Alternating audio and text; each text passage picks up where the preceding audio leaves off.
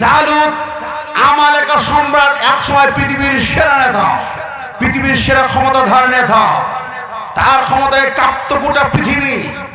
সে ঘোষণা দিয়েছিল পৃথিবীতে আমার নেতৃত্বের বাইরে কেউ চলতে পারবে না। ওই নেতা 3 লক্ষ সেনাবাহিনী মরুভূমির মাঝখানে আল্লাহ নবী শামুল আলাইহিস সালামের বাহিনীর মোকাবেলায় হাজির হলেন। সূরা বাকারা খুলুন 250, 49, 50 আয়াত গুলো দেখুন। সেই ক্ষমতাধর নেতা আসছে, 60 গজ লম্বা দেহ, সকালে নাস্তা করতে একটা উটের গোস্ত পুরো একা নাস্তা করতে। যুদ্ধের মাঠে 80 টন ওজনের হেলমেট। এই নেতা ঘোষণা দিয়েছে, মুসলমান তোমরা সবাই মিলে আমার সামনে আসবে, তোমরা সবাইকে হত্যা করে তারপর আমি সকালে নাস্তা খাবো।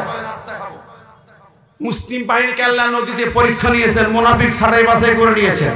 80,000 মুসলমানদের বাহিনী ছিল, নদীতে আল্লাহ পরীক্ষা করে ছাড়াই বাছাই করলো। তাফসীর ইবনে কাসির বলছে 4000 বেশি ছিল, আর অন্য কেতাবে আসছে বদর যুদ্ধের সমান 313 জন ছিল। সুস্থ 313 জন বদর যুদ্ধের সমান। এই 313 জন মাত্র। এরা বলছে দেখো আজকে আমাদের আর যুদ্ধ করা হবে না। কেউ কেউ বলছে মাত্র 3 লাখ সেনাবাহিনী কিনে যুদ্ধ করবো। আল্লাহ বললেন না, কাম মিন ফিয়াতিন কালিলাতিন গালাবাত ফিয়াতান কাসীরাতান বিইযনিল্লাহ। সংখ্যা যতই কম হোক ওদের মোকাবেলা জয়ী হবে। জোরে বলেন সুবহানাল্লাহ। আল্লাহ যদি ইচ্ছা করেন। ভাইরা আমার, কঠিন যুদ্ধের মাঠ। ওই নেতা ঘোষণা দিয়েছে আগামীকাল সকালে যুদ্ধ, মুসলমানরা সবাই আসবে, সবগুলোকে আমি একসাথে দলা করে হত্যা করে শেষ করে দেব, তারপর নাস্তা খাবো। উটের গোস্ত পাকানো হচ্ছে। 3 লক্ষ সেনাবাহিনী বলে তোমরা ঘুমাও, তোমাদের লাগবে না। সূর্য উদয়ের অনেক আগেই মরুর মাঝখানে হাজির নেতা, হুঙ্কার দিচ্ছে আসো মুসলমানেরা। আর মুসলিম সেনাপতি তালুত সার ভোরে ফজরের নামাজ পড়ে বলছে, সৈনিকরা তোমাদের মধ্যে কে আছো জালুতের মোকাবেলা করতে পারবে?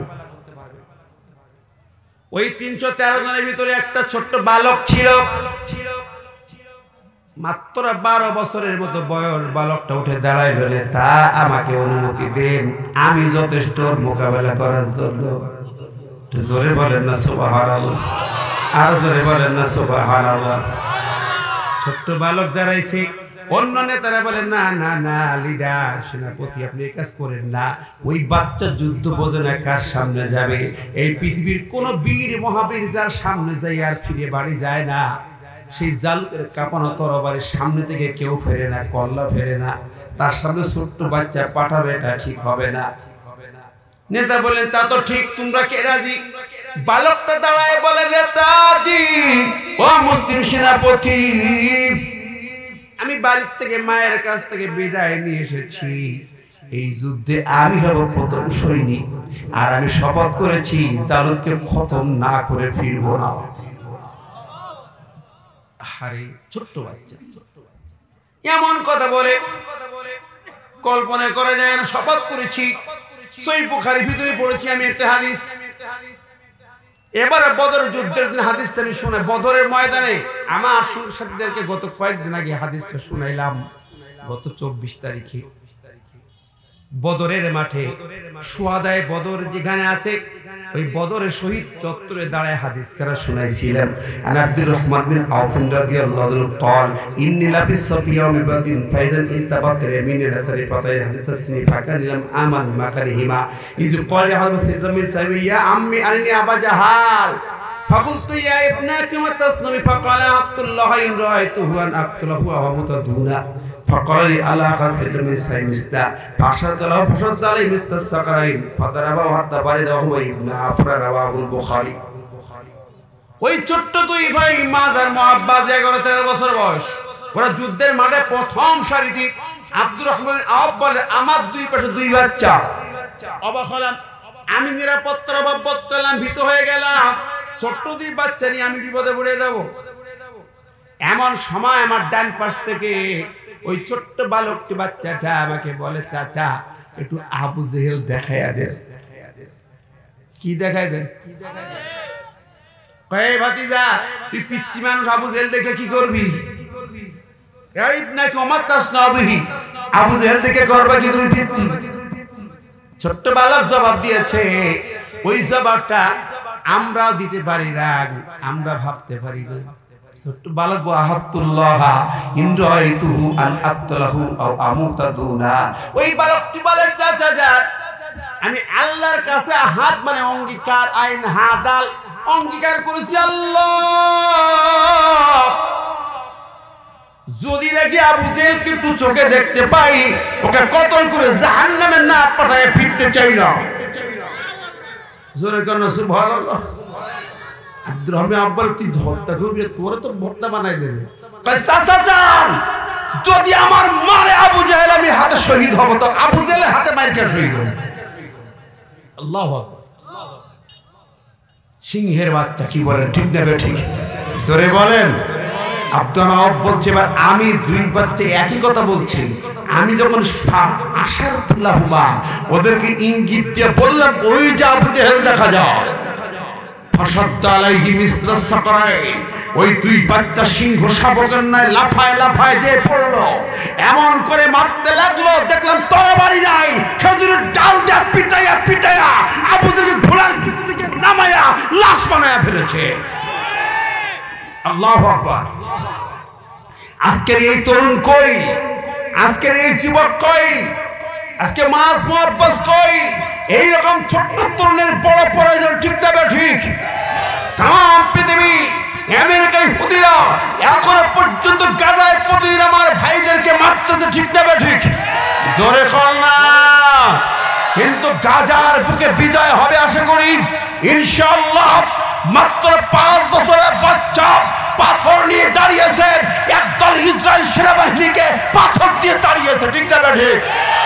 আজকের নিউজ ইসরায়েলি মেজর সহ 3 কর্মকর্তাকে হত্যা করা হয়েছে গাজার ময়দানে। ইসরায়েলি সেনাদের কবর রচিত হবে গাজায়।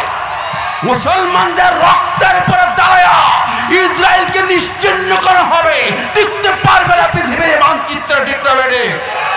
হে যুব সমাজ দাঁড়াতে হবে, জিহাদি জজবায় তৈরি হতে হবে। যদি গাজায় ডাক দেওয়া হয় কোন মুসলিম যুবক বাড়ি থাকতে পারবে না, জিহাদের ডাকা চলে যেতে হবে, মাজ মুহাব্বতের উত্তরসূরি হয়ে যাইতে হবে। রাজি আছো না নাই? দু হাত তুলে দেখাও। সন্ত্রাসবাদ খোঁজে, জঙ্গিবাদ খোঁজে। হে মুসলমান তওবা করো। জিহাদ কোরআনের পরিভাষা, জিহাদ জান্নাতে যাওয়ার মাধ্যম। কোন মুসলমানের বাচ্চা জান্নাতে যাবে না যার আমলে জিহাদ নাই। লিখে নেন কথাটা, সূরা আল ইমরান 142 নম্বর আয়াত। আল্লাহ পাক বলেছেন আম হাসিবতুম আন তাদখুলুল জান্নাহ ওয়ালাম্মা ইয়ালামিল্লাহুল্লাযীনা জাহাদু মিনকুম ওয়া ইয়ালামাস সাবিরিন। কথা কার? আল্লাহ কয় জান্নাতে যাইবা, আল্লাহ যাচাই বাছাই করবে তোমার আমলনামা, তোমার আমলনামায় জিহাদ আছে না নাই। জোরে বলেন না কার কথা? আর জোরে কেন কার কথা? আল্লাহ সূরা সাফের মধ্যে বলেন আল্লাহ আদুল্লুকুম আলা তিজারাতিন তুনজিকুম মিন আযাবিন আলীম। মুসলমান আল্লাহ বললেন একটি আমল করবে জাহান্নামের আগুন তোমার জন্য হারাম হয়ে যাবে। কয়টা আমল? জোরে কান না কয়টা? সেটার নাম কি? জোরে কান সেটার নাম কি? আর জোরে কান কি? এই মুসলমান তোমরা এক সময় আল কায়দা তালেবান বলে জঙ্গিবাদ বানাইছো, এখন সেই তালেবানরা তো রাষ্ট্র ক্ষমতায়। কথা বলেন, সেই তালেবানরাই আমেরিকাকে তাড়িয়েছে। মাত্র 23,000 ফাইটার, তাদের স্লোগান ছিল সাবিলুনা সাবিলুনা আল জিহাদ আল জিহাদ। তাদের স্লোগান ছিল তাকবীর। 19 বছর ধরে তারা অনেক রক্ত দিয়েছে, বাড়ি ঘর ছেড়েছে, পাহাড়ের গুহায় দিয়ে শপথ নিয়েছে আমেরিকার বিরুদ্ধে রাজপথে লড়বে, রক্ত দিয়া জীবন দিয়া।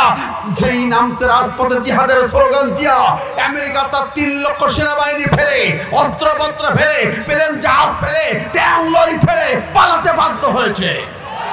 কথা কোন ঠিক না ঠিক? এ তো মাত্র 2 বছরের কথা। তালেবানরা ওদেরকে তাড়িয়ে বিজয়ের পতাকা উড়িয়েছে, পাঞ্জাবি পরা জুব্বার আলেমরা রাজ ক্ষমতায় বসে আছে ঠিক না ঠিক? গাড়ি বানিয়েছে, প্লেন বানাচ্ছে। ওই আফগানিস্তান পৃথিবীর সেরা রাষ্ট্র হবে এখন। কথা কোন ঠিক না ঠিক? সুতরাং জিহাদের কথা বললে ওই সমস্ত কথার বলো না, জঙ্গিবাদ শিখায় না। হামাস গাজার ময়দানে, হামাস হিজবুল্লাহ জিহাদের স্লোগান দিয়ে রাজপথে আসে না নাই? 5 বছরের বাচ্চা জিহাদের স্লোগান দিয়া, তাকবীর স্লোগান দিয়া পাথর ছুঁড়ে ছুঁড়ে মেরেছে, ইসরায়েলের বাহিনী পিছনে ফিরে চলে যেতে বাধ্য হয়েছে। 5 বছরের বাচ্চা। অতএব মুসলমান ভাই বন্ধুরা, আপনার আমাকে শিক্ষা নিতে হবে। আল্লাহর জমিনে আল্লাহর দ্বীন বাস্তবায়নের জন্য আমেরিকা, রাশিয়া, চায়না, দিল্লির তাবেদারি নয়, ওদের বিরুদ্ধে রুখে দাঁড়াতে হবে, তাগুতের বিরুদ্ধে লড়তে হবে, ফিরাউনের বাহিনীর বিরুদ্ধে লড়তে হবে, আবু জাহেলের উত্তরসূরিদের খতম করতে লড়তে হবে। রাজি আছেন না নাই? জবান খুলে 2 হাত তুলে দেখেন তো। আলেম ওলামারা হক কথা বললে তাদের বিরুদ্ধে বিভিন্ন পরোয়ানা জারি হয়। আলেমদেরকে সমস্ত অপরাধী বলে মামলা হামলা দিয়ে জেলখানায় ঢোকানো হয়। কথা বলে ঠিক না বেঠিক? কার ইশারায়, কার ইঙ্গিতে? ওই আমেরিকার গোলামি চলবে না, ভারতের তাবেদারি চলবে না, কোরআনের পতাকা বাংলার জমিনে উড়বেই উড়বে। জোরে বলে ঠিক না বেঠিক? হে যুব সমাজ, কোরআন বুকে নাও, কালেমা মুখে নাও। ওই যুবক ছোট্ট বাচ্চা সৈনিক জালুতের মোকাবেলায় ছুটে চলে গেল রাজপথে, মরুর প্রান্তরে। মনে আছে কথা? সূরা বাকারা খুলে দেখো। ছোট্ট বাচ্চা 12 বছরের বালক ছুটছে সামনে, পথের মাঝখানে 3টা পাথর তার সঙ্গী হলো। পাথর 3টে ডাক দিয়া, দাউদ ইন্নাকা বিনা তাকতুল জালুতা। তাফসীরের পাতা খোলেন, ওই 3টি পাথর বলছে, দাউদ তুমি রাজশক্তি, পৃথিবীর সেরা ফেরাউনের শক্তির বিরুদ্ধে ছোট্ট বাচ্চা রাজপথে এসেছ, আল্লাহ পাক তোমার সাহায্যে 3টা পাথর পাঠিয়েছে। সুবহানাল্লাহ। আর জোরে কেন সুবহানাল্লাহ? সে আল্লাহ আছেন না নাই? 3টা পাথর পাঠাইছে। দাউদ নামের ছোট্ট বালকটি 3টা পাথর কুড়ে কোমরে গুঁজে নিল, সামনে চলে গেল। বিশাল সেনাপতি কাফের সম্রাট জালুত বলছে, কে তুমি? বলে, আমি তোমার মোকাবেলায় এসেছি, মুসলিম সেনাপতি আমাকে পাঠিয়েছে। তোমার মতো ছোট্ট বাচ্চা পাঠিয়েছে, ম্যাটার অফ প্রেস্টিজ, চলে যাও। তুই যুদ্ধ কি বোঝো? বালকটি বলছে, আমি ফিরে যেতে আসিনি, যুদ্ধ করতে এসেছি। আমি ছোট থাই, যুদ্ধে লেগে দেখো মজাটা কেমন। সুবহানাল্লাহ। ছোট বাচ্চা একথা বলে, অবাক হয়ে গেল। তুই চলে যা, সেনাপতি বল সবাই মিলে আসতে। ছোট্ট বালক বলছে, ন, আমি ফিরে যাবার বালক নই, আমি আল্লাহর সৈনিক, আল্লাহর বড় দুশমনকে খতম করতে এসেছি। আল্লাহু আকবার। জালুত বলে, চলে যা, কোনো কথা নাই, যুদ্ধ হবে না তোর সাথে। তোর সেনাপতিকে বল সব মুসলমানরা একসাথে আসতে হবে, সবগুলো মেরে ভর্তা করে আমি রাস্তায় নাস্তা খাবো। আমি শপথ করেছি, আমাকে চিনিস নাকি? তুই তো ছোট বাচ্চা, চিনিস না, চলে যা। ছোট্ট বালক বলে, ও নেতারে, অহংকার করো না, গর্ব করো না, বড় বড়াই দাপট দেখায় না, আজকে হয়তো তোমার পতন হবে। তুমি জানো না আমার মা জননী বিদায় দিয়েছে আর বলে দিয়েছে তোমাকে খতম না করে আমি বাড়ি ফিরবো না। শুধু তাই না, শুনে নাও, তোমার খতম করার জন্য হয়তো আমার জন্ম হয়েছে পৃথিবীতে। জোরে কর না সুবহানাল্লাহ। এর নাম বীর সৈনিক, মুসলমানের বাচ্চা। কাফেরদের ভয়ে পালানোর বাচ্চা মুসলমান হতে পারে না, মুশরিকদের ভয়ে পালাতে পারে না, জালেমের ভয়ে এসে অন্ধকারে পালাতে পারে না। কথা কর ঠিক না ঠিক? এর নাম মুসলমান। যুবক ছোট্ট বাচ্চা বলছে, না, যুদ্ধ তোমাকে করতেই হবে, করবে না? বলে, না, দাও। 3টি পাথর থেকে একটা পাথর বের করে ছুরি মারলেন। বিসমিল্লাহ আল্লাহু আকবার বলে পাথর ছুরি মারলেন। ওই পাথরটা সুজা যে জালুত নামের কাফের সম্রাটের ডান বাহুতে আঘাত করেছে। এই জায়গায় আঘাত করেছে, এত জোরে বিকট আওয়াজ হলো, অ্যাটম বোম ফোটার মতো আওয়াজ হয়েছে। জালুত নামের নেতা লাফ দিয়ে উঠেছে জমিনের উপরে, জমিনটা ঠক ঠক করে কেঁপে কেঁপে উঠেছে, আর তার ডান হাতখানা বাহু থেকে কেটে জমিনে পড়ে গেছে। আল্লাহু আকবার। নেতা অবাক হলো, এই বাচ্চা দূর থেকে কি মারলো? তখন পৃথিবীতে ছিল তরবারির যুদ্ধ, আর ছিল তীর ধনুকের যুদ্ধ, আর কিছু ছিল না। এই বাচ্চা কি অস্ত্র আনলো? মারলো কি? আমার হাত কেটে গেল। মারলো কি? হইল কি? ওদিকে 3 লক্ষ কাফের সৈনিক যারা ঘুমাচ্ছিল, এই আওয়াজে ওদের ঘুম ভেঙে গেল। ওরা বুঝলো নেতা বিপদে পড়েছে, তাড়াতাড়ি গুছিয়ে চলো, যুদ্ধের মাঠে চলো। সবার গোছগাছ চলতেছে। আর ছোট্ট বালক বলে, নেতা এবার বলো তোমার ডান হাত গেল কই? এখন কি যুদ্ধ করতে রাজি আছো আমার সাথে? নেতা কথা বলে না, দেখে রক্ত টপ টপ করে পড়ে, হাত টাচ করে যন্ত্রণা শুরু হয়েছে।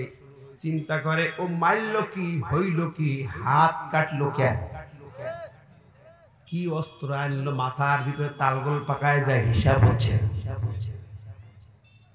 নেতাজি জবাব নাই, চুপ করে দাঁড়িয়ে আছে। ছোট্ট বালক আর দেরি করলো না, আর একটা পাথর নিয়ে ছুঁড়ে মেরেছে। ওই পাথরটা এবার তার বাম বাহুতে আঘাত করেছে। এখানে আঘাত করার পরে বাম বাহুটা একই কায়দায় প্রচন্ড বিকট আওয়াজ হলো। ও লাফিয়ে উঠলো, বাম বাহুটা এখান থেকে কেটে জমিনে পড়ে গেল। আল্লাহু আকবার। অবাক হলো নেতা, হইল কি, মারল কি, হইল কি, কল্পনাই করতে পারে না।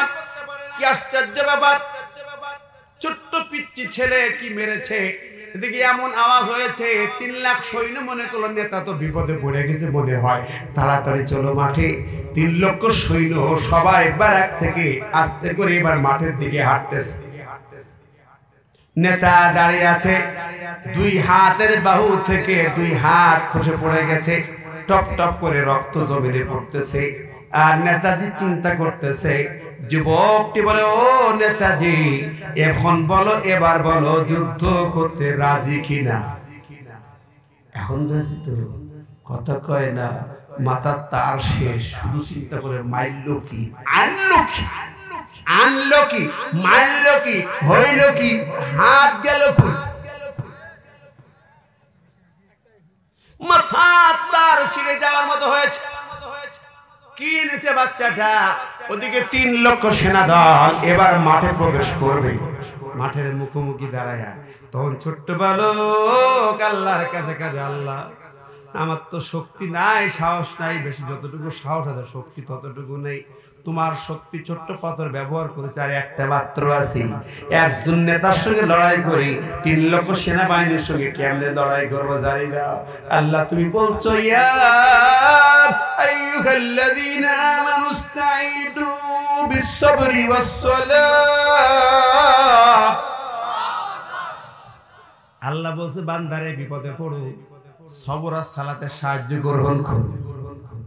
আমরা বিপদে পড়ি, নেতার কাছে দৌড়ে যায়, তুমি ছাড়া বাঁচানোর কেউ নেই। আমরা বিপদে পড়ি, আমেরিকার কাছে দৌড়ে যায়, তুমি বাঁচাও। আমরা অন্য জায়গায় যাই, নেতাদের কাছে যাই, আর আমার আল্লাহ কয় না, তুই আল্লাহর কাছে একটু সিধাই পড়ে সাহায্য চা। সুবহানাল্লাহ।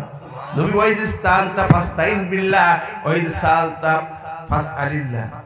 যদি তুমি কিছু চাও আল্লাহর কাছে চাও, সাহায্য চাইলে আল্লাহর কাছে বলো। সুবহানাল্লাহ।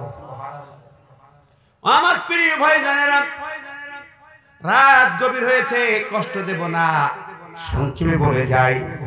আল্লাহ রাব্বুল আলামিন কোরআন দিয়েছে অনুসরণের জন্য, নবীর অনুসরণের জন্য। কথা মনে আছে না নাই? ফাত্তাবিউনি, নবীকে অনুসরণ করো। তাই বলতে যাই, আগে কথা এসেছে এখানে। এই ঘটনাটা লম্বা নয়, ছোট্ট করে শেষ করে দেই। ওই ছোট্ট বালক দাঁড়ায় আছে, আল্লাহর কাছে কথা বলে। কার সাথে কথা বলে? জোরে কর না, কার সাথে? আর যুদ্ধের মাঠে কি আল্লাহ আছে? আছে? মারামারি জায়গায় আল্লাহ থাকে নাকি? কে কইছে? আরে বদরে যদি কারো ভাগ্য হয় যাবে, বদর যুদ্ধ এমন একটি যুদ্ধ, আল্লাহ পাক নিজে মাঠে আসেন। সুবহানাল্লাহ। এই কথা আজকে আর বলার টাইম নাই। সুযোগ হলে আমার মনে হয় এই পাশে দিনের বেলা একটা কালকে মাহফিল আছে না, ওই জায়গায় হবে।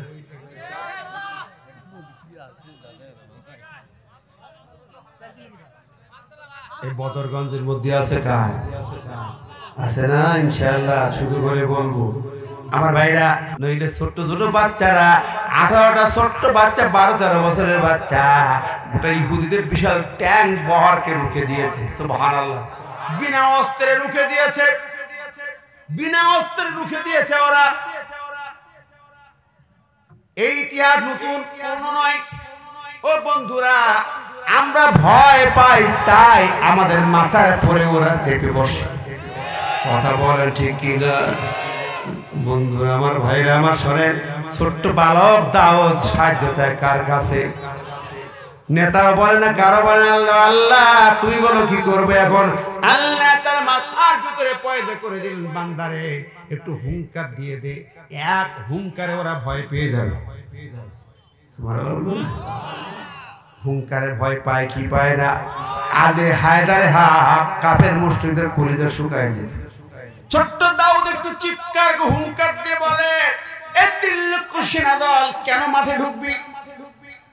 দাঁড়িয়ে যা, তোর নেতার সঙ্গে আমার যুদ্ধ এখনো শেষ হয় নাই। অতএব অনুমতি ছাড়া তোরা মাঠে ঢুকতে পারবি না। হয়তো নেতা তোদের সাহায্য চাইবে, নইলে আমাদের অনুমতি লাগবে। ওখানে চুপ করে দাঁড়া, তাকায় দেখ তোর নেতার 2 হাত আমি কেটে নিয়েছি। ওরা তাকায় দেখে, তাই তো নেতা কথা কও। তাকায় দেখে নেতার কথা নাই, 2 হাত নাই। মনে হচ্ছে চুপ করে দাঁড়ায় আছে কার্টুন ছবি। কার্টুন ছবির মতো নেতা দাঁড়ায়া 3 লক্ষ সেনাবাহিনী এখন করে থমকে গেল। আরো বলল, শোনো ও 3 লাখ সেনাবাহিনী, এমন অস্ত্র আমাদের কাছে আছে যা চোখে দেখো নাই। আল্লাহ বলে, আইয়াদাহু বিজুনুদিল্লাম তারাও, হ্যাঁ আমি আল্লাহ পাক এমন সেনাবাহিনী, এমন শক্তি দিয়ে সাহায্য করি, পৃথিবীর মানুষ তোমরা চোখে দেখতে পাবে না। আর কথা আল্লাহর ভাষা। আমার ভাই ও বন্ধুরা, প্রিয় হাজিরিন, ওই বালক যখন এই কথা বললো, আমি তো ছোট্ট সৈনিক, আমার কাছে তো নেতা ধরা, তাহলে আমাদের বড় বড় সেনা দল সেনাপতিরা পিছনে আছে, একটু ভাবিয়ে দেখ। সুবহানাল্লাহ। তারপরে আসিস ও বন্ধুরি, 3 লক্ষ সেনাবাহিনী থমকে দাঁড়িয়ে গেল বড় হুঙ্কারে। তো ঠিক নেতার অনুমতি তো, নেতা তো কিছু বলতেছে না। আচ্ছা যুদ্ধটা শেষ হোক, বাচ্চার সাথে নেতার শেষ হোক। এবার বলে, আল্লাহ আমি শেষ পাথরটা মারতে চাই, আর ওই নেতা যেন এমন ভাবে খতম হয়, ওর টুকরাগুলো ওই 3 লাখ সেনাবাহিনীর মাথায় তুমি পাঠায়া দেবে, যেন 3 লাখ সেনাবাহিনী দৌড়ে পালায়। আল্লাহু আকবার। কি চায় আল্লাহর কাছে? চাইলেই পাওয়া যায়। কথা কন না কেন? ওই জায়গায় যেখানে যে মাঠে গেছে, ওই জায়গায় চাইলে পাওয়া যায়। ঘরে বসে দোয়া করো, দোয়া কবুল জীবনে হবে না। তুমি জিহাদের ময়দানে যাবে না, ইসলামী আন্দোলন করবে না, ঘরে বসে দোয়া করে কেন্দ্রে কেন্দ্রে পাগল হয়ে যাও, ওই দোয়া কোনোদিন কবুল হবে না। দোয়া কবুলের জায়গা জিহাদের ময়দান, দোয়া কবুলের জায়গা পরীক্ষার হল। ঠিক না বেটি? পরীক্ষার হলে যাইবা না, মাঠে যাইবা না, দোয়া কবুল হবে না। বন্ধুরি, ওই বালক দোয়া করলো সূরা বাকারা 250, রব্বানা আফরিগ আলাইনা সাবরা ওয়া সাব্বিত আকদামানা আনসুরনা আলাল কওমিল কাফিরিন।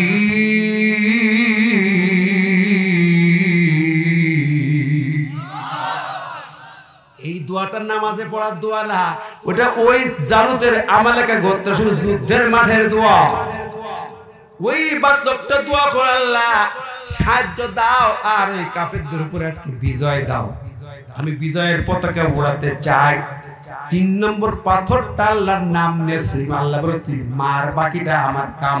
ওই ওমা রমাইতা ইজ রমাইতা ওয়ালাকিন্নাল্লাহ রমা, তোমার দায়িত্ব নিক্ষেপ করা, আল্লাহর দায়িত্ব ঢুকাই দেওয়া। সুবহানাল্লাহ। আল্লাহ কই দিছে সব কথাগুলো? কার? আমি কুরআন থেকে বলছি। আমার ভাইরা বন্ধুরা, ওই বালকটি 3 নম্বর পাথরটা ছুঁড়ে মেরেছে, আর জালুত নামের কাফের সেনাপতির কপালে আঘাত করেছে। কপাল দিয়া তার দেহের মধ্যে পাথর ঢুকেছে, গোটা দেহটা ফুলে ফুলে বেলুনের মতো মোটা হলো এবং বাস্ট হয়ে উড়ে গেল। দেহটা টুকরা টুকরা ছিন্ন ভিন্ন হয়ে 3 লক্ষ সেনা দলের মাথায় উপর যে পড়েছে। জোরে বলেন না সুবহানাল্লাহ। আরো জোরে বলেন সুবহানাল্লাহ। এ সাহায্য কার? আরো জোরে বলেন কার? সে আল্লাহ আছেন না নাই? নবীজি 10 বছরের 27টা জিহাদের সেনাপতি বদরি দর্শক আমার সঙ্গে চলো, জান্নাতে চলো। আল্লাহর নবীর কথা। সহিহ বুখারী 395 নম্বর হাদিস। ইমাম বুখারী অধ্যায় লিখেছেন বাবু আল জান্নাতু তাহতা জিরাসুয়ু। ও বন্ধুরে, নবীর অনুসরণ করেন কোন পথে? নবী রাষ্ট্র চালাইছেন। নবী জন্মভূমি ছেড়ে হিজরত করে মদিনায় গেলেন, রাষ্ট্রপতি হলেন, 27টা জিহাদের সেনাপতিত্ব করলেন। নবী চিফ জাস্টিস ছিলেন, নবী প্রথম সেনাপতি ছিলেন, নবী রাষ্ট্রপতি ছিলেন। ঠিক না বেটি? কথা বল না কেন? আমরা মাওলানা মসজিদে খুতবা দিই, সুবহানাল্লাহ জিকির করো, মেসাব করা বহুত ফায়দা। কথা কর না, এটা যারা বুঝি না। ওরে নবীর রাস্তা কোনটা? দিন কায়েমের পথ বাদ দিয়া অন্য কোন রাস্তায় জান্নাত পাওয়া যাবে না। ইমাম বুখারী লিখে দিয়েছেন বাবু আল জান্নাতু তাহতা জিলালিস সুয়ুফ। শোনো, বারিকাতুস সুয়ুফ, জান্নাত রাজপথে জান্নাত, জিহাদের মাঠে জান্নাত, বাতিলের তরবারির নিচে জান্নাত, ওই বুলেটের নিচে জান্নাত, ওই গুলির নিচে জান্নাত, ওই ট্যাংলোর নিচে জান্নাত, ওই ফাঁসির রশির ভিতরে জান্নাত। ঠিক না বে ঠিক? অতএব নবীর অনুসরণে জান্নাতে যেতে হলে আল্লাহর জমিনে আল্লাহর দ্বীন কায়েমের পথে কাজ করতে হবে। ঠিক না বে ঠিক? জান দিয়ে মাল দিয়ে লড়তে হবে। রাজপথে রাজি আছেন? কারা কারা দু হাত তুলে দেখে।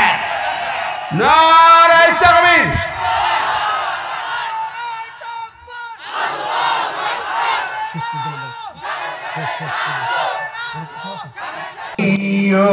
সংগ্রামী যারা, সত্যের পথে জান দিয়ে শহীদ হলো যারা, সেই সত্যের সাক্ষ্যদাতা শহীদদের দলে আমার নামটা লিখে নাও। সবাই বললো না সুবহানাল্লাহ? আস্তে আস্তে বলেন সুবহানাল্লাহ। আস্তে একটু জোরে হলো না রে। কি কথা? মানতে রাজি আছেন? কথা কর না কেন? আল্লাহর কোরআন শুনবো শুধু না, আল্লাহ বলতে কোরআন শুনতে হবে, পড়তে হবে আর বলতে হবে আল্লাহ। এই কোরআনের প্রতিটি কথা হৃদয়ে গেঁথে নিলাম, তোমার কথাগুলো মেনে নিলাম, এবং কোরআন প্রতিষ্ঠার কাজে, কোরআনের রাজ প্রতিষ্ঠার দলে যারা শহীদ হয়ে গেল, সেই শহীদদের দলে আমার নামটা লিখে নাও। রাজি আছেন? কারা কারা দু হাত তুলে দেখ আল্লাহ দেখে।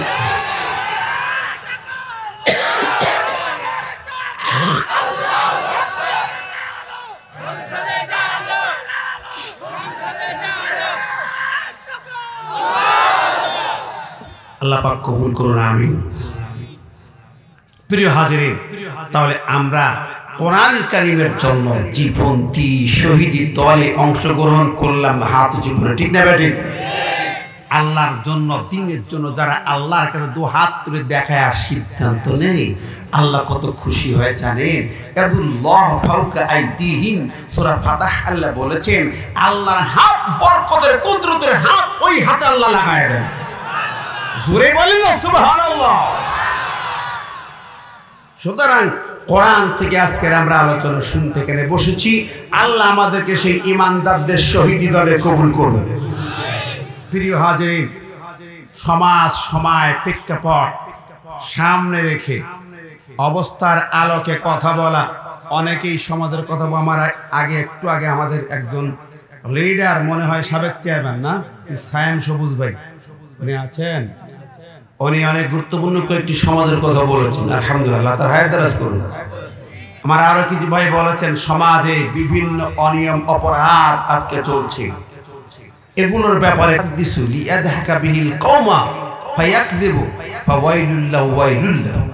একটা হাদিসের মাত্র 1.5 লাইনে 3 বার আল্লাহ ওয়াইলুল বলছেন। ধ্বংস, ওয়াইল দজর, তার জন্য ইউহাদ্দিসু লিয়াদহাকা বিহিল কওমা, উপস্থিত কওমকে হাস তামাশা করানোর জন্য বক্তব্য দেয় এবং মিথ্যা বানায় কথা বলি। ওয়াইলুল্লাহ ওয়াইলুল্লাহ, আল্লাহ রাসূল বলছেন তার ধ্বংস, তার ধ্বংস, তার ওয়াইল দজর। আজকাল তো তাফসীরের মঞ্চেও নাটকের, কৌতুকের, অভিনয়ের কিছু কথা দেখা যায়। আল্লাহ আমাদের জাতিকে কোন দিকে নিয়ে যাচ্ছে আমি জানি না। এগুলো অত্যন্ত বেমানান, কোরআনের সঙ্গে আদবের খেলাফ, জাহান্নামে যাওয়ার কিছু কারণের মধ্যে অন্যতম এটাও একটা। প্রিয় ভাইরা, তো আমি আপনাদের সামনে কোনো ভূমিকায় লম্বা কথা নাই, কোরআন দিকে শুরু করেছি, কোরআন হাদিসের আলোকে কথা বলে শেষ নামাতে চাই। যে আয়াতটা পড়েছি আপনারা পরিচিত একটি আয়াত, অনেকের কাছে পরিচিত। আল্লাহ বলেছেন যেহেতু মাসটা রজব মাস, কি মাস এটা? এই রজব মাস আসলে আল্লাহ নবী একটা দোয়া পড়তেন, জানেন সে দোয়াটা পড়েছেন? আল্লাহুম্মা বারিক লানা ফি রাজাব ওয়া শাবান ওয়া বাল্লিগনা রমাদান। কি বলেছেন সবাই? হে আল্লাহ, তুমি এই রজব মাসে শাবান মাসে বরকত দান করো আর রমজান পর্যন্ত আমাদেরকে পৌঁছায় দাও। আমরা বলি আমিন। এই মাসের অনেক কাহিনী আছে, মেরাজ হয়েছিল। আমার দেশের মানুষ, আমরা এখন দেশ বিদেশ যাই, বিমানে চড়ে, রকেটে চড়ে অনেক দূরে যাই, চাঁদে যাই। আর আমার নবী 7 আসমান ভেদ করে গিয়েছেন বিনা রকেটে, নাকি? আল্লাহ পাক তা কবুল করেছিলেন, তিনি আমাদের জন্য দিয়ে গেছেন। কি দিয়ে গেছেন? আর তার সাথে আমাদের সম্পর্ক সংযোগের ব্যাপারে আল্লাহ পাক এই আয়াতে গুরুত্বপূর্ণ কথা বলেছেন। আমরা নবীর শানে একটু দরুদ পড়ি। বিশেষ করে আমি মদিনাতে আমার এই আলোচনাটা মেন সেদিন একটা সেমিনারে বলছিলাম, কিছু মানুষ এসে নবীর রওজায় সালাম দিয়ে একটু দরুদ পড়ে দোয়া করে মনে করছে আমি জান্নাতে চলে গেছি। বাড়িতে ফিরে দেখা যায় তাগুতের রাস্তায় হাঁটে, নবীর রওজায় সালাম দিচ্ছে, চোখের পানি ফেলছে, দোয়া করছে, বাড়ি এসে তাগুতের রাস্তায় হাঁটছে। আছে না নাই? বহু মানুষ আছে। তো এখন আল্লাহ পাক কি বলছেন, আমি ওই সেমিনারে বলতেছিলাম আয়াতটা দিয়ে। আল্লাহ বলছেন কুল ইন কুনতুম তুহিব্বুনাল্লাহা ফাত্তাবিউনি ইউহিব্বুকুমুল্লাহ ওয়া ইয়াগফির লাকুম যুনুবাকুম আল্লাহু গফুরুর রহিম।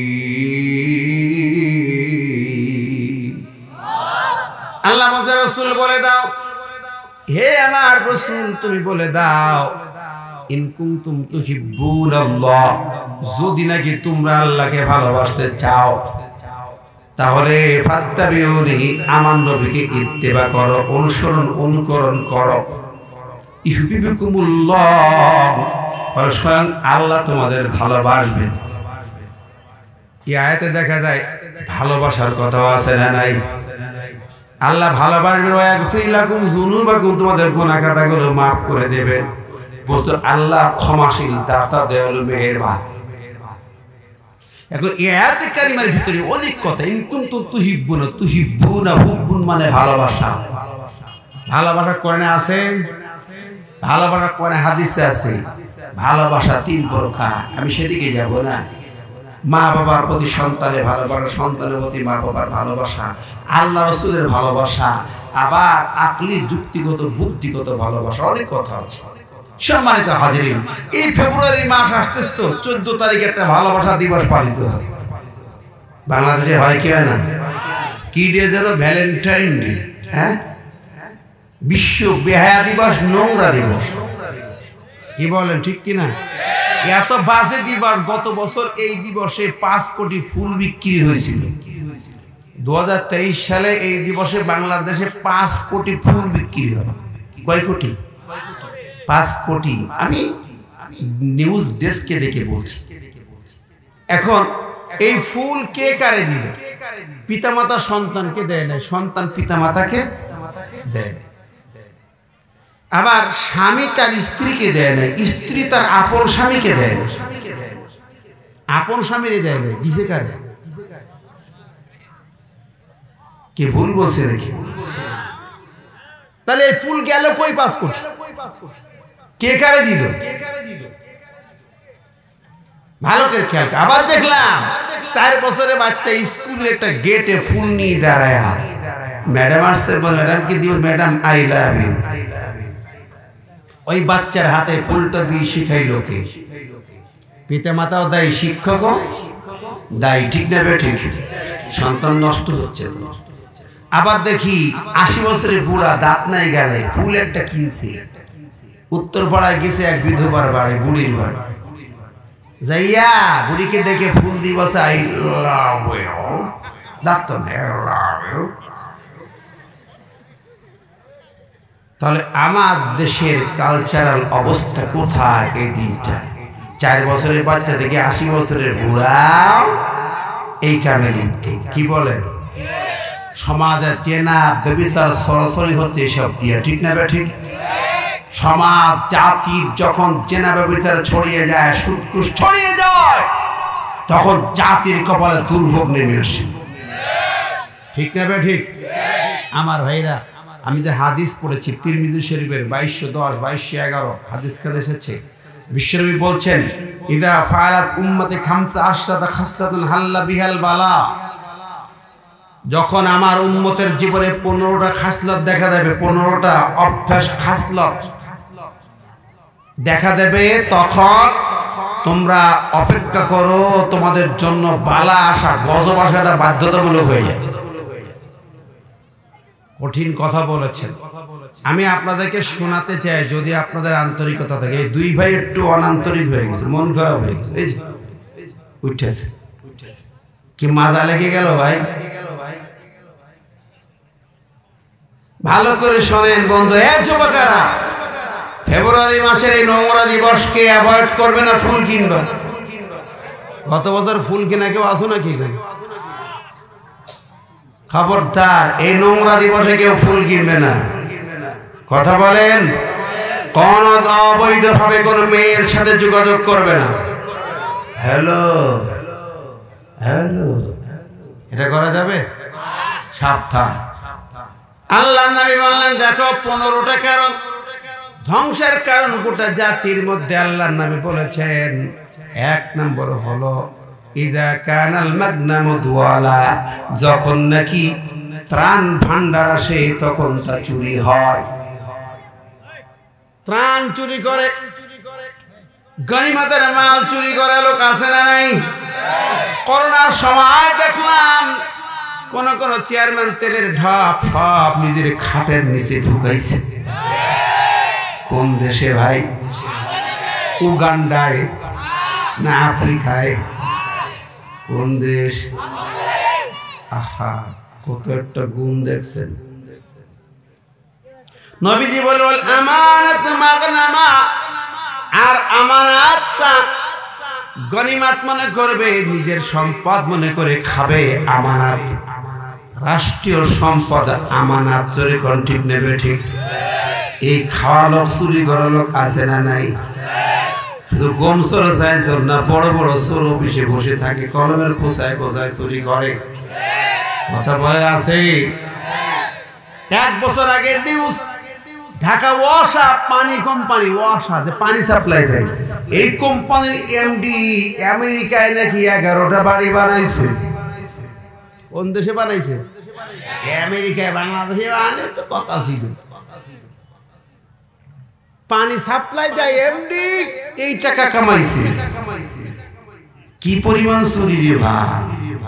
এবার পানি বাদে খাদ্য, অন্যান্য জিনিস যদি সাপ্লাই যারা যারা দেয়, দেশের কোম্পানি দেশে আছে, রড, সিমেন্ট, ইলেকট্রনিক জিনিসপত্র যা দেয়, তাহলে সেখানে কি পরিমাণ চুরি হয়? কথা বলেন, চুরি আছে না নাই? যেখানে আছে না নাই?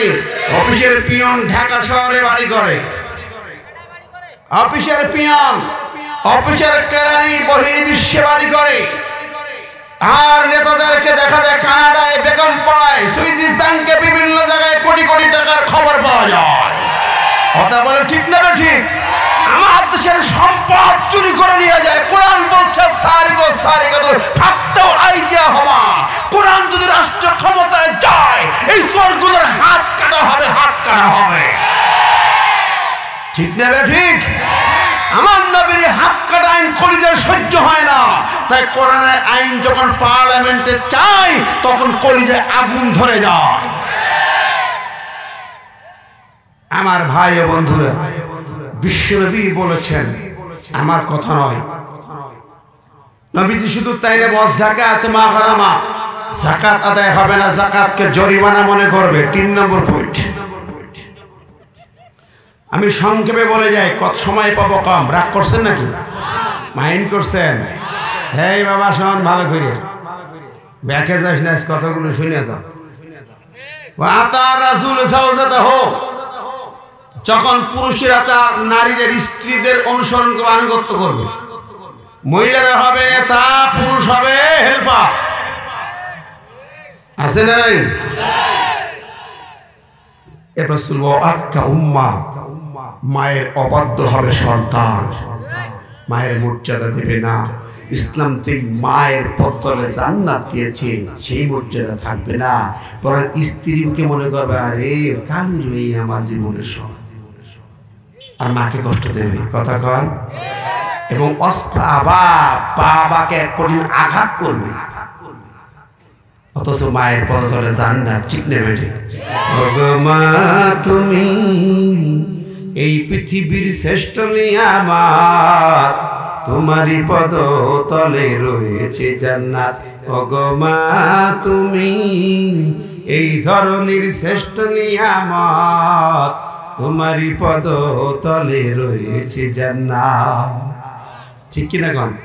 এই পৃথিবী থাকতো গো ফুল পাখিহীন, এই পৃথিবী থাকতো গো মায়া মোহহীন, যদি না থাকতো মায়ের মায়ারি হাত। ওগো মা তুমি এই ধরনের শ্রেষ্ঠ নিয়ামত, তোমারই পদতলে রয়েছে জান্নাত। আল্লাহু আকবার। সেই মায়ের মর্যাদা নাই। ও আমার ভাইরা, যুবকেরা, বিয়ে করার পরে চেঞ্জ হয়ে যায়, হয় না? কেন হও? মায়ের মর্যাদা দেবে, মায়ের স্ত্রী হক আদায় করবে স্ত্রী, স্ত্রীকে বুঝাবে আমার মায়েরকে সম্মান করো। কেন তুমি চেঞ্জ হয়ে যাও? আমার উস্তাদ বলতেন, কলিকালের পোলা পান, বাপকে বলে হুক্কায়ার, মাকে বলে কুটনি বুড়ি, বউকে বলে সোনা চা। ও মেয়েরা, মা বোনরা, রাগ করো না। তুমি তোমার শাশুড়ির খেদমত করলে তুমিও তো একদিন শাশুড়ি হবে, সেদিন তুমি খেদমত পাবে। ঠিক না ঠিক? আর যদি তুমি তা না করো, শাশুড়ির বিরুদ্ধে দুশ্মনী করে শাশুড়িকে ননদের বাড়ি পাঠায় দাও, আর বরের নিয়ে শহরে যেয়ে খাওয়া দাওয়া ফুর্তি করো, একদিন তুমি শাশুড়ি হবে না, তখন তোমার সাইজ করবে তোমার ছেলে বউ। ঠিক না ঠিক? সাবধান হয়ে যাও আমার ভাইরা। আমি সংক্ষেপে আসছি। বিষ্ণু বাবা সাদিকের পর বললেন, বন্ধুদের সঙ্গে নিয়ে সঙ্গ নিয়ে ঘুরে ঘুরে বেড়াবে, আনন্দ করতে ঘুরে বেড়াবে। যুব সমাজ সাবধান। আল্লাহ নবী বলেন, এরপরে মসজিদের ভিতরে হইচই হবে, শোরগোল বাড়বে। মসজিদের ভিতরে কমিটি নিয়ে গন্ডগোল আছে না নাই? ইমাম নিয়ে গন্ডগোল আছে না নাই? সভাপতি যদি সুদ করে হয় আর ইমাম যদি সুদের বিরুদ্ধে ওয়াজ করে, তার ইমামতি থাকে না। আমার এলাকার এক মসজিদে ইমামের ইমামতি গেছে শুধু সুদের ওয়াজ করিয়া। সুদ যত পারে খান, অসুবিধা কি? খান তো নাকি? সুদ চলে? এলাকায় কি সুদ আছে? আছে। সুদ খাইয়া টাকা কামাই করেছে, রড বের রাস্তায় কন্ট্রাক্টরি করে, রড মারিংকানি করে টাকা কামাই করে, মসজিদের দান করে। আর ইমাম সাহেব ওই চাচা বড় দান করে যে সভাপতি বানাইয়া দেয়। হ্যাঁ, কি কর বন্ধুরা আমার?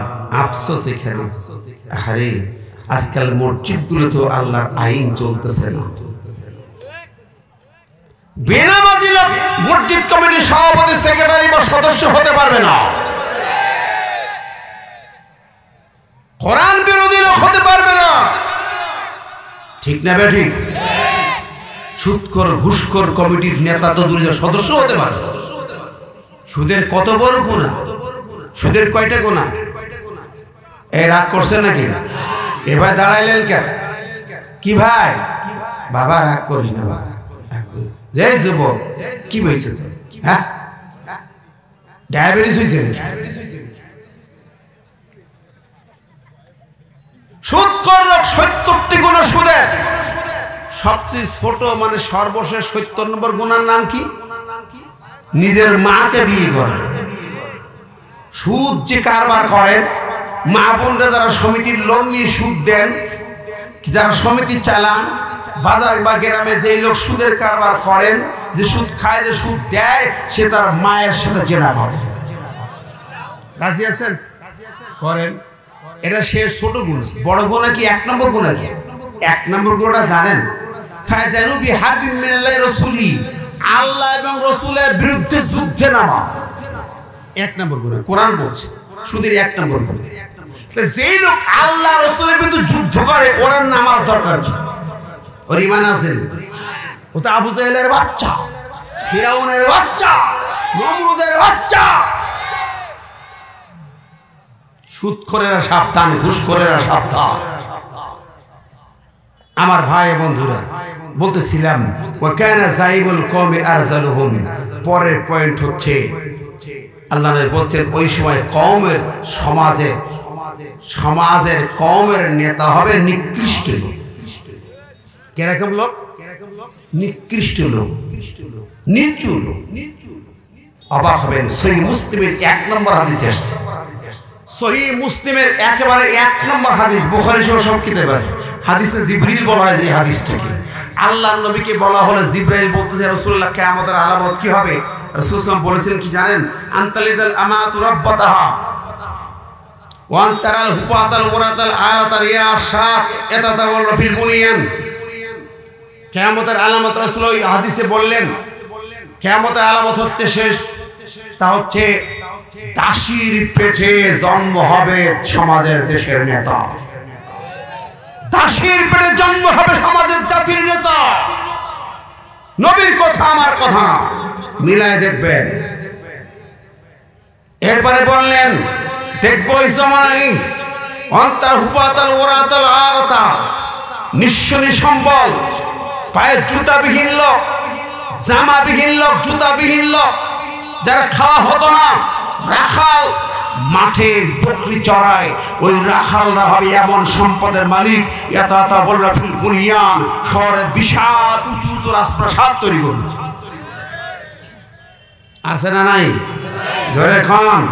জমি নাই, জামা নাই, কিচ্ছু নেই। অটো ইনকাম করে, অটো দালালি করিয়া ঘুষের ইনকাম করে, কোটি কোটি টাকার মালিক। জোরে বলেন। নবীর কথা একটু চুল পরিবার মিথ্যা হতে পারে না। আমার ভাই বন্ধুরা, বিশ্বনবী উকরিমার রাজুল মাখাফাতা শারদিহি। এবং ওই জমানায় আরেকটা গুণ হবে, কিছু লোক আছে যারা এমন ক্যাডা সন্ত্রাসী, যাদের থেকে মানুষ ভয়ে রাস্তায় সম্মান দেখায় সাইড দেবে, ভয় মাখাফাতা শারদিহি, ও আবার ক্ষতি করতে পারে ওরে আগে সাইড দেবে। বিপজ্জনক লোক, ডেঞ্জারাস লোক, ঠিক না ঠিক? এদেরকে সাইড দাও। আমার ভাইয়েরা বন্ধুরা, নবীর কথা আমার কথা নয়। এরপরে সেখানে মদের আসর জমবে শেষ জমানায়। মদ আর মদ একাকার হয়ে যাবে। কি বলে আছে না, পোলাপানে ইয়াবা ট্যাবলেট খাইতেছে বাংলাদেশে, পোলাপান 6, 7, 8 এর ছেলেপেলেরা। কোথায় আছেন? ধ্বংস গোটা জাতি। এবার বিশাল হারির পোশাক পরিচ্ছদ এমন নষ্ট হবে কল্পনা করা যাবে না।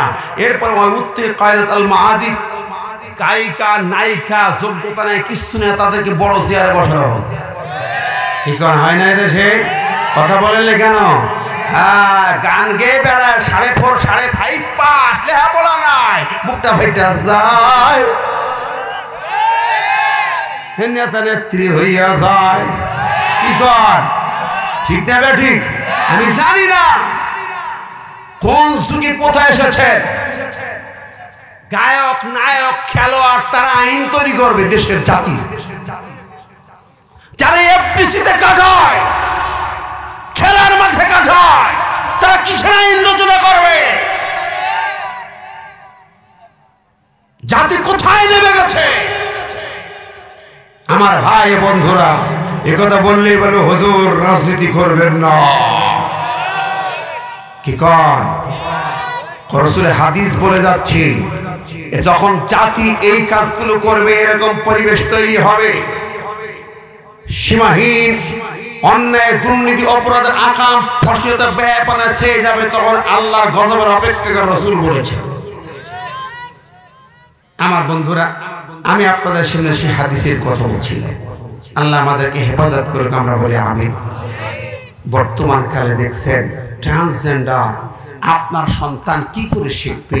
শিক্ষা বই পুস্তক নিয়ে কি হচ্ছে? ক্লাস 7 এ শরীফ থেকে শরীফা হচ্ছে।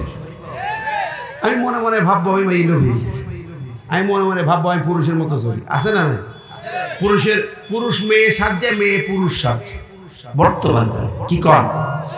এর সম্পর্কে একটা হাদিস বলছে বুখারীর 5885 নম্বর হাদিস, 5885 নম্বর বুখারী শরীফে রাসূল বলেছেন লাআনা রাসূলুল্লাহ সাল্লাল্লাহু আলাইহি ওয়াসাল্লাম আল মুতাশাব্বিহিনা মিনার রিজালি বিন নিসা ওয়াল মুতাশাব্বিহাতি মিনান নিসাই বির রিজাল। আল্লাহ নবী লানত দিয়েছেন, অভিশাপ দিয়েছেন, সংসার ধ্বংস অভিশাপ। যেই পুরুষ নারীর বেশ ধরে চলে আর যেই নারী পুরুষের মতো পোশাক পরে চলে। আমার দেশের মুসলিম সমাজের মেয়েরা, এই গতকাল কক্সবাজার ছিল আসলাম, কক্সবাজার যে দেখেন, ঢাকা ভার্সিটির যে দেখেন, বিভিন্ন শহরে যে দেখেন, মেয়েরা হাফ প্যান্ট পরে হাফ গেঞ্জি পরে ঘুরতেছে। মাথায় নেই চুল, নাকে নেই ফুল, কানে নেই ধুল, পেটা না বেটি সেনা যাইতেছে। কি বলেন, আছে না নাই? মুসলমানদের দেশে 92 মুসলমানের সমাজে এই মেয়েরা পুরুষের পোশাক পরতেছে কেন? আবার যুবকেরা হাতে চুরি পরতেছে। কি পরে? চুরি পরে হাতে যুবকেরা, এবং গলায় চেন, হাতে চেন, হাতে চুরি। আহারে কি কন্ড কারখানা! চুল কি মাথায় ঝাঁকড়া চুল! হে যুবকেরা, রাসূল লানত দিয়েছেন, অভিশাপ দিয়েছেন। আজকে ট্রান্সজেন্ডার বানায়, এটা দিয়ে আবার হিজড়াদেরকে খাবায়। হিজড়ারা ট্রান্সজেন্ডারের আওতায় না। জেন্ডার বুঝি আমরা, ইংরেজি জানি, মৌলবীরা জানে না মনে করেন না। আমরা ঢাকা ইউনিভার্সিটির ছাত্র। ফার্স্ট জেন্ডার পুরুষ, সেকেন্ড জেন্ডার মহিলা, থার্ড জেন্ডার হচ্ছে হিজড়া। এটা থার্ড জেন্ডার হিজড়ারা। ট্রান্সজেন্ডার আলাদা জিনিস। ট্রান্সজেন্ডার হচ্ছে পুরুষ হবে, নারীর বেশ ধারণ করবে, নারী পুরুষের বেশ ধারণ। ট্রান্সজেন্ডার বুখারী যে হাদিসটা বললাম, এটা ভাবার সুযোগ নাই। অতএব ট্রান্সজেন্ডার নিয়ে শরীফ থেকে শরীফ হয়ে যাবে। এই জাতীয় বিদ্যা শিখায়া আমার গোটা জাতির সমাজকে, যুব সমাজকে, যুবকদেরকে ধ্বংস করা হচ্ছে। কথা বলে ঠিক না ঠিক? এই ট্রান্সজেন্ডারের এই সেশন আমরা মানি না। আমরা এই সমাজকে ধ্বংস হতে দিতে পারি না। অতএব ট্রান্সজেন্ডারের পক্ষে যারা সমকামী, এরা বেয়াদব, এরা মুসলমানের বাচ্চা হতে পারে না। নারী নারী বিয়া, বেটায় বেটায় বিয়া, এটা ট্রান্সজেন্ডারের মূল ফলাফল। আমার ভাই ও বন্ধুরা, আর এই ট্রান্সজেন্ডার নিয়ে প্রতিবাদ করার কারণে আসিফ মাহতাবকে ব্র্যাক ইউনিভার্সিটি বহিষ্কার করেছে। কথা বলেন ঠিক না ঠিক? এত বড় মহা অন্যায় করেছে। এই যুবক শিক্ষককে ধন্যবাদ, সে তাদের প্রতিবাদ করেছে। ঠিক না ঠিক? কুশিক্ষার প্রতিবাদ করেছে। আমরাও তো প্রতিবাদ করি। এখন আমরা দেখতে পাই ক্লাস 2-তে নবীর জীবন ছিল, এখন নাই। ক্লাস 3-তে আবু বকরের জীবন ছিল, এখন নাই। ক্লাস 4-এ ওমরের জীবনী, এখন নাই। ক্লাস 5-এ নবীর বিদায় হাজার ভাষণ ছিল আগের বইতে, এখন নাই। ক্লাস 6-এর বইতে, শারীরিক শিক্ষা নামের বইতে যৌন সুশ্রী দেওয়া হচ্ছে। ক্লাস 7-এর বইতে ট্রান্সজেন্ডার শেখানো হচ্ছে। ক্লাস 9-এর যে ডারউইনের বারণ থেকে মানুষ তৈরি শেখানো হচ্ছে। কি এগুলো কারে বলে? এগুলো কি শেখানো হচ্ছে? এই শিক্ষা নীতি কোত্থেকে নাজিল হলো? মাদ্রাসার বইতে দুর্গার ছবি দেখা যায় কেন? কথা বলেন না কেন? আছে না নাই? আমরা এগুলো ধিক্কার জানাই, নিন্দা জানাই। ওই ব্রাহ্মণ্যবাদী শিক্ষা, ওই ভারতের গোলামীর বই বাংলার জমিনে মুসলমানদের কাছে চলতে দেওয়া হবে না, হবে না, হবে না। রাজা সাল্লাল্লাহু দু হাত তুলে দেখান। মুহাম্মদ সাল্লাল্লাহু আলাইহি সাল্লাম তিনি মক্কার জমিন ছেড়েছেন, ঘর ছেড়েছেন, বাড়ি ছেড়েছেন, 27টা জিহাদের সেনাপতিত্ব করেছেন, জাহিলিয়াতের সমস্ত শিকড় উন্মোচন করেছেন, মক্কা মদিনার গোটা দুনিয়ার জমিন থেকে মুশরিকদের ছিন্নমূল করেছেন, শিকড় উপড়ে দিয়েছেন তিনি। ঠিক না ঠিক? আপনি মুসলমান, সেই নবীর জীবন মানেন না, নবীর উপরে দরুদ পড়ে দোয়া করেন, মিলাদ পড়েন, অত নবীর জীবন বললে কলিজা আগুন ধরে যায়। সাবধান হন, সোজা হন, কোরআন শুনুন। ফাত্তাবিউনি, ইত্তেবা করতে হবে। এই আয়াতে আল্লাহ কি বলেছেন? আল্লাহকে ভালোবাসতে চাইলে ফাত্তাবিউনি, আমার নবীকে অনুসরণ করো। ইত্তাবিউ ফেলে আমল, এই শব্দটার ব্যাখ্যা শুধু যদি করা হয়, গোটা কোরআনের কয়েকশো আয়াত আসবে। ইত্তাবিউ, ইত্তিবা, ইত্তিবার মূল অক্ষর তাবুন, তা বা আইন। আল্লাহ বলছেন অর্ডার করে অনুসরণ করো, এর ভিতরে যান তা বা আইন, তিনটি হরফ দিয়ে যে অক্ষরটার মানে হচ্ছে মাওদাউল কদামাইন। তাবুন মানে মাওদাউল কদামাইন। লিসান আরব ডিকশনারি, মৌজুম লসিদ ডিকশনারি দেখুন আরবি অর্থটা কি। তার মানে হচ্ছে আপনি যখন রাস্তায় হাঁটবেন, দুই কদমের দুই পায়ের মধ্যবর্তী ডিসটেন্সটাকে তাবুন বলা হয়। তাবুন দুই পায়ের মধ্যবর্তী ডিসটেন্স। তাবুন থেকে ইত্তেবা, তোমার সামনে নবী হাঁটবেন, নবীর কদম যেই ডিসটেন্সে নবী হাঁটছেন তুমি একই ডিসটেন্সে পিছনে হাঁটবে, এটার নাম ইত্তেবা। নবী যদি 10 ইঞ্চি ডিসটেন্সে হাঁটেন তুমি 10 ইঞ্চি, 11 ইঞ্চি ডিসটেন্সে হাঁটলে আগে চলে যাবে, 9 ইঞ্চি হাঁটলে পিছনে পড়ে যাবে। সমানভাবে তার কদমে কদমে, চলনে বলনে, বক্তব্য বিবৃতিতে অর্ডার যা হুবহু মানতে হবে, এটার নাম ইত্তেবা। আল্লাহ সে ইত্তাবিউনি বলেছেন। আপনি কি মনে করেন আমি মদিনায় সেদিন এই বক্তব্যটা মদিনা ভার্সিটি স্যারদের কাছে আলোচনা হলো এটা নিয়ে। বিশ্বনবী একদিন মা ফাতিমাকে ডাকলেন, হাসান হুসাইন আলী আয়েশা সবাইকে ডেকে এক জায়গায় বসালেন নিজের ঘরে। আহলে বাইতকে ডেকে বলল, আহলে বাইত শোনো, তোমাদের উদ্দেশ্যে আল্লাহ পাক একটা আয়াত নাযিল করেছে, ভালো করে শুনবেন কথা, খুব মনোযোগ। আমরা যারা মনে করি অন্য বিশ্বাসে চলি, একটু ভেবে দেখুন। বিশ্বনবী মা ফাতিমাকে ডেকে, হাসান হুসেনকে ডেকে, আলী বাইতকে ডেকে বলতেন, শোনো শোনো মা ফাতিমা, আমার কলিজার টুকরা ফাতিমারে শোনো, মনে করতে পারো বিশ্বনবী আমার বাবা, আমার তো কোনো টেনশন নাই, আমার জান্নাত অবধারিত, আমার বাবা আমাকে যা ভালোবাসেন আমাকে না নিয়ে জান্নাতে যাবে না, এই আশা করতে পারো, কিন্তু হবে না। ওই হাসান হুসাইন রে, কলিজার টুকরা হাসান হুসাইন নাতিদেরকে এত ভালোবাসতেন যার কল্পনা করা যায় না। নবীজি সিজদায় হুসাইন মাথার পরে বসেছেন, এসে নবী সিজদা থেকে ওঠেন না, দেরি করেন, যতক্ষণ হুসাইন নড়ে না নবী সিজদা থেকে ওঠে না। কি বলেন, ঠিক না ঠিক?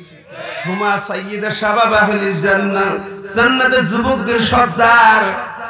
নাতিকে এত ভালোবাসতেন, সেই নাতি দুইজনকে বলতেছেন, ও আমার নাতিরি, তোরা মনে করো না নানা জান তোমাদের জন্য সব করে ফেলবেন, তোমরা নবীর নাতি, তোমাদের কোনো টেনশন নাই, ভেবো না। তোমাদের শানে আয়াত নাজিল হলো সূরা হাকাবের আয়াত, কুল মা কুনতু বিদআম মিনার রুসুল ওয়া মা আদরি মা ইফআলু বি ওয়ালা বিকুম ইন আত্তাবিউ ইল্লা মা ইউহা ইলাইয়া ওয়া মা আনা ইল্লা নাযীরুম মুবিন। আল্লাহ বলেন, দেখো ও নবীর শোনো, তুমি নতুন রাসূল নন, পৃথিবীর ধারাবাহিক আদম থেকে পর্যন্ত সব নবী রাসূলের জন্য যা অর্ডার তোমার জন্য তাই। শোনো নবী বলে দাও, ওমা আদরি মা ইফআলু বি। নবী বলেন, ফাতিমা আমি নবী মা আদরি, আমি জানি না কাল হাসরের ময়দানে, কঠিন মুসিবতের ময়দানে তোমাদের সাথে কি আচরণ হবে আমি নবী কিন্তু বলতে পারি না। আমি কিছুই জানি না, কিছুই বলতে পারি না, কারণ কঠিন ময়দানে আমার আল্লাহ পাকের ক্ষমতা সমস্ত কিছু মুষ্টিবদ্ধ থাকবে, তার সামনে দাঁড়াতে ভয় করবে। গোটা মানবতা নবী রাসূলরা কেঁদে কেঁদে দূরে সরে যাবে, সামনে যেতে ভয় পাবে সবাই। তোমরা কি জানো সেই দিন আল্লাহর নবীর হাদিসে আসছে, রাসূল বলেছেন, ইন্না ইয়াকবিস সামাওয়াতি ওয়াল আরদি বিয়াদিহি ফায়াকুলু আনাল মালিক ওয়া আইনা মুলকুল আরদ আইনাল জাব্বারুন আইনাল মুতাকাব্বিরুন। নবীজি বললেন, আল্লাহ পাক আসমান আর জমিনকে ভাঁজ করে দুই হাতের মুঠির ভিতরে নেবেন। এত কি ভাঁজ কাগজের মতো ভাঁজ করবে আসমান আর জমিন, এই হাতের মুষ্টির ভিতরে আল্লাহ নেবেন এবং আল্লাহ পাক ডাক দেবেন, আনাল মালিক, আমি ক্ষমতাধর রাজা বাচ্চা। আমি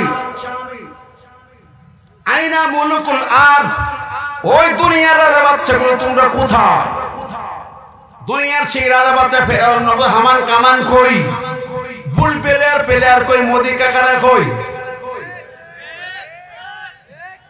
আইনাল জাব্বারুন, সেই স্বৈরাচারগুলো কোথায়? যাদের পদবারে জমিলকে বেচে যাকে খুনি তাকে ধরেছে আর গ্রেফতার করেছে, মিথ্যা মামলা দিয়ে জেলখানায় ঢুকিয়েছে। কথা বলেন ঠিক না ঠিক? যার ইচ্ছা তাই করেছো, ক্ষমতার মালিক মনে করেছো, সেই স্বৈরাচারগুলো কোথায়? আল্লাহ ডাক দেবেন, কোথায় স্বৈরাচারী, কোথায় অহংকারী, কোথায় ক্ষমতার দাপট? সামনে এসে দাঁড়া। কারো সারা শব্দ পাওয়া যাবে? জোরে বলেন, পাওয়া যাবে নাকি? আসলে ক্ষমতার মালিক কে? একটু জবান করে বলেন না কে? ঠিক না বে ঠিক না? পাবলিক আজকে ক্ষমতা আছে দেখান, বাহাদুরি দেখান। না না, আমার আল্লাহ যদি চায় তোর 1 সেকেন্ডেই তলা করে দেবে, টের পাবি না। কথা বলেন ঠিক না? আল্লাহর ক্ষমতা কদ্দুর তুমি দেখো নাই, ইতিহাসের পাতা পড়ো নাই? ফেরাউনের মতন মহা ব্যক্তি, বিশাল ব্যক্তি, 400 বছর রাষ্ট্র চালাইলো, ক্ষমতা চালাইলো। বনি ইসরাইলের 80,000 মায়ের কোলে শিশুকে জবাই করলো। বনি ইসরাইল গোত্রে 80,000 পুত্র সন্তানকে জবাই করেছে ফেরাউন। একটা দুটা মায়ের কোলে সদ্য প্রসূত সন্তান জন্ম নিলেই জবাই করেছে। এই ফেরাউনের ক্ষমতা দাপট দেখালো কত, শেষ পর্যন্ত কোথায় চলে গেল? সাগরের বুকে যখন ডুবে যায়, আল্লাহ পাক সাগর দেখেন, সে বলতো, কোরআন বলেছে, ফেরাউন বলেছে, আলাইসা লি মুলকা মিসরা ওয়া হাযিল আনহারু তাজরি মিন তাহতি।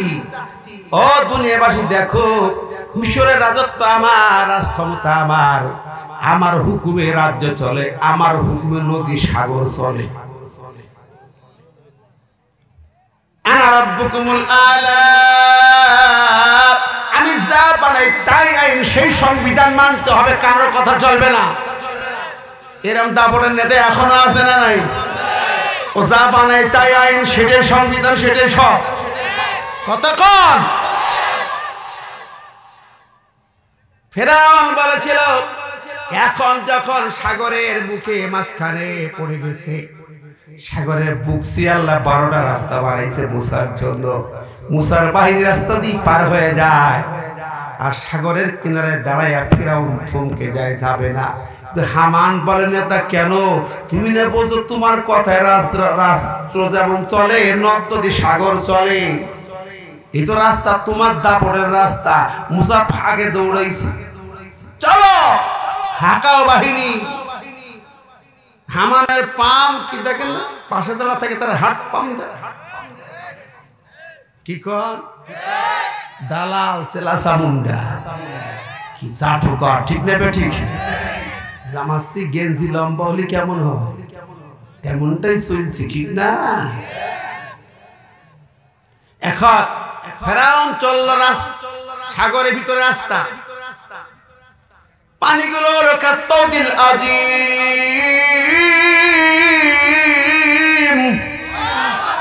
12টা রাস্তার মাঝখানে পানি, পাহাড়ের মতো পানি উঁচু হয়েছে, নিচে খটখটি রাস্তা, পানি উঁচু, খটখটি রাস্তা, ফাঁকে ভয়ঙ্কর রাস্তা। মুসা পার হয়ে গেছে, ফেরাউনের দল যখন সাগরের মাঝখানে চলে গেছে। অনেকে বল নীল নদ না, নদী না, এটা ছিল সাগর, লোহিত সাগর। আল্লাহ পাক সাগরের কথা বলেছেন।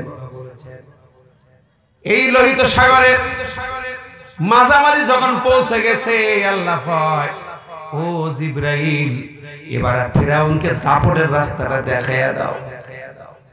দাপটের রাস্তা দেখাও, ক্ষমতা কদ্দুর একটু দেখায় দাও, পানিকে মিলাইয়া দাও। ওই উঁচু হওয়া পানিগুলো সব কানায় কানায় মিলে গেল, রাস্তা জিরো হয়ে গেল, হাবুডুবু খাইয়া সব মরে। ফেরাউনকে শুধু চুপায়, চুলের মুষ্টি ধরে ফেরাউনকে শুধু চুপানো হচ্ছে। সৎকারী চুপানি খাইছে, পানি ঢকঢক করে খায়, পেট ফুলে যায়, কয় আর আল্লাহ আর পারি। আর হয় না গো আল্লাহ। এবার জিবরিল পকেট থেকে একটা চিরকুট বের করে চোখের সামনে ধরলো। ও নেতা একটু পড়ো, দেখো তো কি লেখা, একটু দেখো। নেতা তাকাইতে পারে না, জিব্রাইল চোখে পানি মারা চোখে ধুলাবালি কাদা ধুয়ে দিল, ভালো করে দেখ, একটু দেখ তো কার লেখা। তাকায় চোখ মোটা মোটা হয়, হারিয়ে তো আমার লেখা, আমার লেখা। কি লিখছিস তুই বেটা? কয় মাস আগে আমার দরবারে এক নেতা আইছিল, অন্য একটা দেশের পাশের এক দেশের নেতা, রাষ্ট্রপতি আইছিল। ফেরাউন, তুমি তো রাজা, মহারাজা, পৃথিবীর বড় রাজা, আমি বিপদে আছি। আমার অধীনস্থ একটা নেতা, সে এখন আমার মূল রাজ্য ক্ষমতা দখল করতে চায়। অথচ জন্মের পরেই ওই নেতাটাকে আমি খাওয়ায়া পড়াইয়া মানুষ করেছি, ওকে আমি লিডার বানিয়ে দিছি, এলাকার আঞ্চলিক নেতা বানিয়ে দিছি। এখন ও বিদ্রোহ করে আমার মূল রাজ ক্ষমতা কেড়ে নিতে চায়, আমার রাজ্য ক্ষমতা কেড়ে নিতে চায়। হ্যাঁ, এত বড় কথা, এত বড় গাদ্দার, এত বড় বেঈমান। বলে হ্যাঁ। ও ফেরাউন, একটু পরামর্শ দাও, এখন আমি কি করতে পারি? ফেরাউন ওকে পরামর্শ দিচ্ছে, শোনো, যাকে জন্মের পর থেকে তুমি খাওয়ায়া পড়ায়া মানুষ করেছো, একটু ক্ষমতাও খানিকটা দিছো, এখন তোমার মূল ক্ষমতা কেড়ে নিতে চায়। এর মতো গাদ্দার বিশ্বাসঘাতক কেউ নেই। ওর শাস্তি হলো সাগরের মাঝখানে নিয়ে যে ওকে সুপায়া সুপায়া মারো। কে বলছে? ফেরাউন ফতোয়া দিচ্ছে, ফেরাউন নির্দেশিকা দিচ্ছে। ওই নেতা কয় রাইট, নেতা খুব ভালো কথা, গুরুত্বপূর্ণ কথা, ওকে আমি সাগরের মাঝখানে সুপায়া মেরে দেব, কিন্তু এই কথাটা আপনি একটু লিখে দিলে আমার উপকার হতো। ঠিক আছে, দাও, কাগজ কলম দিল, লেখো। ফেরাউন লিখলো কথাটা। লেখার পরে ওই নেতা নিয়ে বলছে, ফেরাউন, আমি তো ওকে নিয়ে গেলাম সাগরের বুকে, সুপায় সুপায় যখন মারবো, ও আমার দুই পা জড়াইয়া মাপ চাইতে পারে, তওবা করতে পারে, মাপ চাইতে পারে দুই পা জড়াইয়া, তখন কি করা যাবে? ফেরাউন বলল, না, ওর মাপ হবে না, এত বড় গাদ্দার, ওর মাপ হবে না। তাহলে কি করব? চুপায় মারবা, যদি কথা বলে, মাপ চাইতে থাকে, কথা বলে, কাকুতে বিনতি করি, সাগরের নিচ থেকে কাদা বালু দিয়া ওর মুখের মধ্যে পুড়ে পুড়ে গেঁদে গেঁদে মুখটা বন্ধ করে দেব। ওই আগন্তুক নেতা বলল, নেতাজি, রাজা মহারাজার এই কথাটা একটু লিখে দেন তো, আমার কাজে লাগবে। লিখলো ফেরাউন। লেখার পরে ওই নেতা বলে, বিরাজারে, আপনার হাতের এই লেখা আমার জন্য অলংকার, আমার জীবনে আমার এটা বহুত ফায়দা দেবে, কাজে লাগবে, কিন্তু যদি আপনার নিচে একটু সিল থাকতো, স্বাক্ষর থাকতো, বড় কাজে লাগতো, একটা সিগনেচার দিয়া একটু সিল মাইরা দেয়। ফেরাউন তাও করে দিল, সিগনেচার করে দিল, সিল মাইরা দিল। ওই কপিটা ওই আগন্তুক তার কেউ না, উনি ছিলেন হযরত জিবরিল আমিন। মানুষ নামের নেতার রূপ ধরে তার কাছ থেকে এটা লিখে নিল, সিগনেচার করাই নিল। ওইটা রেখে আল্লাহ কয় রেখে দে যত্ন কইরা, যেদিন সুপাবি সেই দিন যখন কাঁদবে আর মাপ চাইবে, তখন তার মুখের সামনে তুলে ধরবি। আল্লাহু আকবার। ফেরাউনের চোখের সামনে এবার ধরা হয়। কোথায় গেল ক্ষমতা? ওর ফতোয়া দিয়ে ওরে মারা, ঠিক না বেটি? কথা কন লেখেন। তুমি যখন প্ল্যান করো কাউকে বিশ্বাসঘাতক বলে, আল্লাহ জানাইলে, জিবরিল জানাইলে, ওরে ফেরাউন রে, তোর জন্মের পর যে আল্লাহ তোকে মানুষ করে যে খাওয়ায়া পড়ায়া নেতা বানাইছে, তোকে তো আল্লাহ বানাইছে,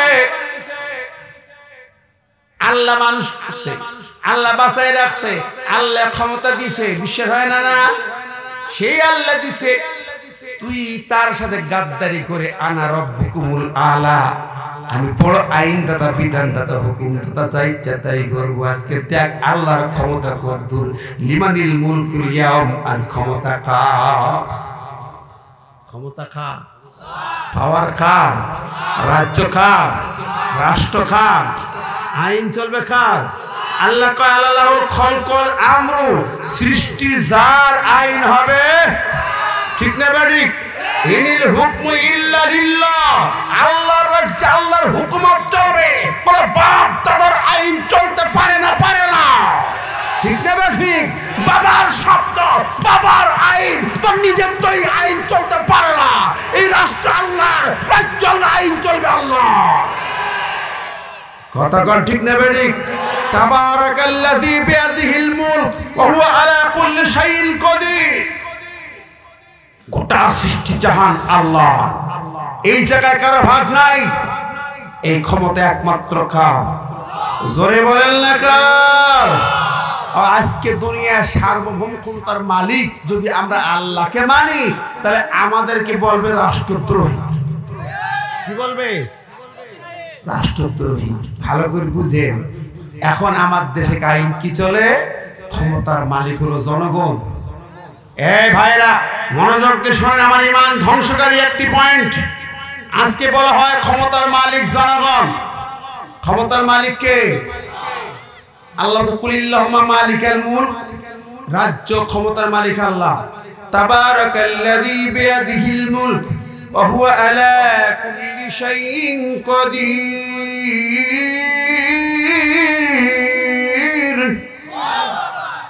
এই রাষ্ট্র রাজ্য আল্লাহর, ক্ষমতার মালিক আল্লাহ, সার্বভৌম ক্ষমতার মালিক আল্লাহ।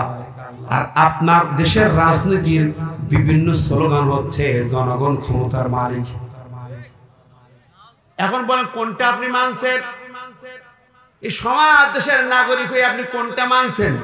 আল্লাহর সার্বভৌম ক্ষমতার মালিক আল্লাহকে মানেন, না আপনি জনগণের থিওরিটাই মানতেছেন? চলমান রাজনীতির থিওরি সেটাই মানতেছেন। কোরআনের বিরোধী পুরা স্লোগানটা, এবং ওটা শীত, ওই স্লোগান যারা মনে প্রাণে মেনে নিছে তারা মুশরিক হয়ে যাবে।